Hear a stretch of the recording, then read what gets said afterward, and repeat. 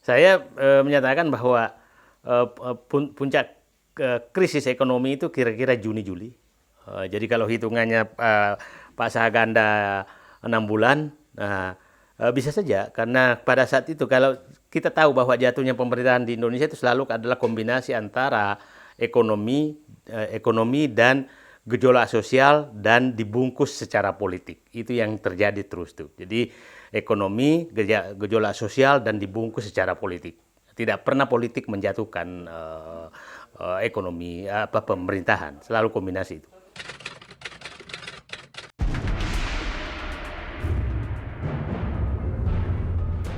Begini, eh, coba kita lihat sekarang APBN sudah defisit besar sekali, bayar utang besar sekali. Kemudian bulan April Mei itu adalah seluruh istilah saya seluruh keuangan formal itu tersedot untuk menyelesaikan laporan keuangannya, neracanya. Kemudian eh, di saat ini sekarang saya kasih contoh sekarang eh, panen tidak terjadi bulan April dan itu masyarakat tidak ada uang sama sekali dan di sana semua puncak terjadinya apa namanya kekurangan dompet rakyat dan rakyat semakin berat ekonominya sehingga terjadi kekeringan keuangan dan jadi ekonomi formal mengalami gangguan bulan Mei. Kemudian rakyat menghadapi krisis mulai Mei dan Juni.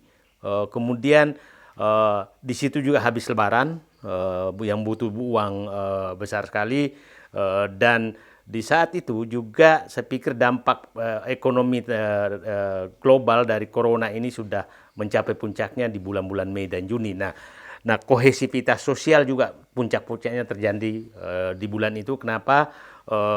Mudah-mudahan pernyataan-pernyataan menteri yang selalu menginikan bahwa umat Islam ini adalah salah satu potensi yang harus diawasi itu tidak terjadi. Kalau itu terjadi maka itu akan mempercepat apa namanya terjadinya apa namanya konvergensi persoalan politik, ekonomi dan sosial yang bisa menjatuhkan pemerintahan. Jadi bukan menjatuhkan, dia tidak bisa lagi mengendalikan ekonomi, sosial dan politik. Itu yang dan kita tahu politisi Indonesia itu adalah politisi yang sangat gampang berubah. Kita tahu bahwa bagaimana Pak Harto hanya ada hitungan hari dia bisa berbelok menjadi melawan Pak Harto yang sangat kuat.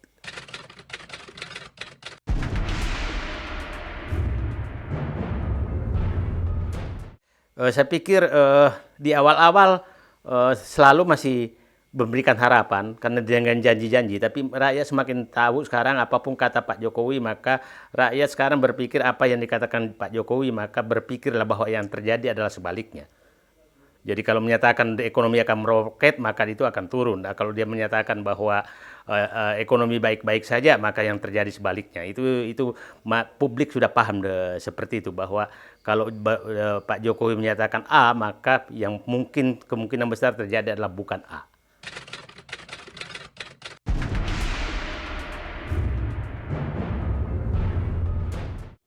Kalau menurut saya eh, Presiden harus membuka diri kembali dan publik membuka diri kepada orang untuk menerima opini dan kurangi sekarang menekan orang-orang yang kritis terhadap pemerintah dan menurut saya pendekatan-pendekatan represif yang sedang terjadi dan menurut saya adalah mengembalikan kembali ke fungsi polisi, kemudian fungsi penegak hukum, fungsi badan intelijen menjadi betul-betul fungsi negara, bukan melaksanakan tugas keinginan pemerintah. Kalau itu dilakukan agak berat. Yang kedua adalah menurut saya adalah tunda proyek-proyek yang prestisius yang tidak memberikan dampak terhadap ekonomi dan gelontorkan uang untuk masuk ke dompet rakyat. Jadi bukan membangun infrastruktur itu ya, secara ini pindah alihkan anggaran-anggaran tersebut karena anggaran sekarang sudah berat sekali. Yang ketiga menurut saya adalah harus berani melakukan negosiasi utang yang bunganya tinggi untuk mengurangi beban pembayaran bunga dan cicilan utang.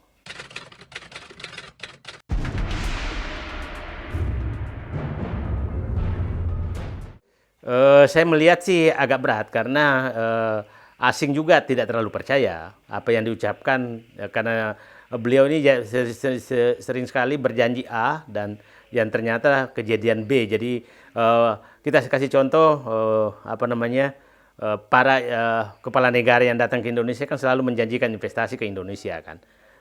Contoh aja lah Arab Saudi dulu waktu ketemu pertama akan berjanji membangun kilang tapi ternyata dibelokkan ke Rusia sehingga Raja Arab Saudi kecewa sehingga apa yang dilakukan adalah malah membangun kilang di Malaysia. Jadi kepercayaan internasional kepada kepemimpinan kita udah rendah sekali. Saya pikir kasus corona terlihat sama sekali bahwa hampir seluruh pimpinan dunia tidak percaya pernyataan pemerintah. Jadi yang masalah sekarang adalah bukan lagi orang Indonesia yang tidak percaya kepada kepemimpinan presiden sekarang, tapi dunia juga sudah tidak percaya. Itu agak berat.